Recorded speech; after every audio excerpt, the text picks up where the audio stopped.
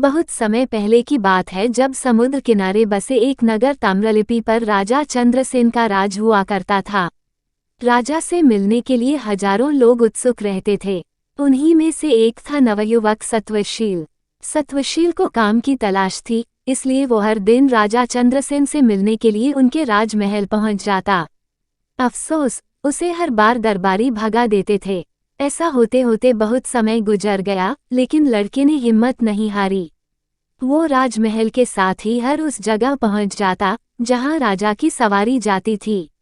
एक दिन राजा भ्रमण कर अपने सैनिकों के साथ महल की ओर लौट रहे थे। कड़ी धूप होने के कारण राजा को काफी तेज प्यास लगी। सैनिक इधर उधर पानी ढूंढने लगते हैं, लेकिन कोई भी कामयाब नहीं होता है। तभी राजा अपने मार्ग पर खड़े सत्वशील को देखते हैं। नवयुवक को देख राजा पूछते हैं, क्या तुम्हारे पास पानी है? सत्वशील तुरंत राजा को पानी पिलाता है और साथ ही मीठे फल भी खिलाता है।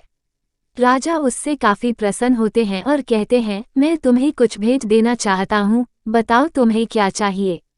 भूपति चंद्रसेन के सवाल पूछते ही झट से सत्वशील कहता है कि महाराज, मैं लंबे समय से काम की तलाश कर रहा हूँ। अगर आप मुझे कुछ काम दे तो आपकी बहुत कृपा होगी। इतना सुनते ही राजा तुरंत उसे अपने दरबार में नौकरी दे देते हैं और कहते हैं कि उसके द्वारा पिलाए गए पानी का उपकार वो जीवन भर याद रखेंगे। वक्त बीतता गया और अपनी प्रतिभा की वजह से नवयुवक राजा का बहुत करीबी बन गया। एक दिन भूपति चंद्रसेन सत्वशील से कहते हैं, हमारे नगर ताम्रलिपि में बेरोजगारी काफी बढ़ गई है, इसके लिए हमें कुछ करना चाहिए। इतना सुनते ही नवयुवक कहता है, आप हुक्म कीजिए महाराज। राजा कहते हैं, हमारे पास एक टापू है जो काफी हरा भरा है। अगर वहां कुछ खोज की जाए तो काम के कुछ अवसर मिल सकते हैं। इतना सुनते ही सत्वशील जी महाराज कहकर टापू के लिए रवाना हो गया। समुद्र के रास्ते टापू के पास पहुंचते ही सत्वशील को पानी में तैरता हुआ एक झंडा नजर आता है। झंडे को देखते ही वो हिम्मत जुटाकर पानी में कूदता है।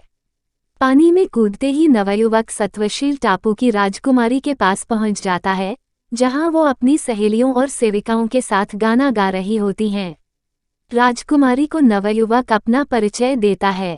कुछ देर बातचीत करने के बाद राजकुमारी सत्वशील को भोजन का निमंत्रण देती हैं और खाना खाने से पहले पास के ही एक तालाब में स्नान करने का आग्रह करती हैं। जैसे ही सत्वशील तालाब में नहाने के लिए उतरता है, वो ताम्रलिपि महल की सभा में पहुंच जाता है। एकदम सभा में सत्वशील को देख राजा चंद्रसेन चकित हो जाते हैं। वो उससे पूछते हैं, अरे तुम यहाँ कैसे? सत्वशील राजा को पूरी घटना के बारे में बताता है। सारी बातें जानने के बाद राजा भी उस टापू में जाने का फैसला लेते हैं। वहां पहुंचकर भूपति चंद्रसेन उस टापू पर जीत हासिल कर लेते हैं। ऐसा होते ही राजा चंद्रसेन को राजकुमारी उस टापू का राजा घोषित कर देती है। राजा टापू को जीतने की खुशी में वहां की पूर्व राजकुमारी और सत्वशील की शादी करवा देते हैं। इस तरह राजा चंद्रसेन सत्वशील के पानी के उपकार को चुकाते हैं।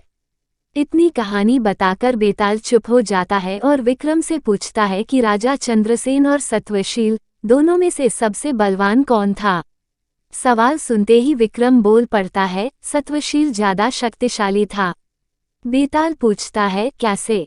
तब विक्रम बताता है कि सत्वशील बिना कुछ सोचे समझे ही टापू के पास झंडा देखकर पानी में कूद जाता है।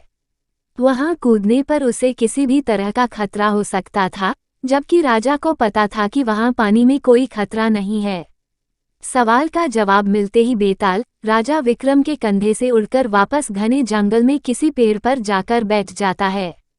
कहानी से सीख, हिम्मत कभी नहीं हारनी चाहिए और कर्म लगातार करते रहना चाहिए।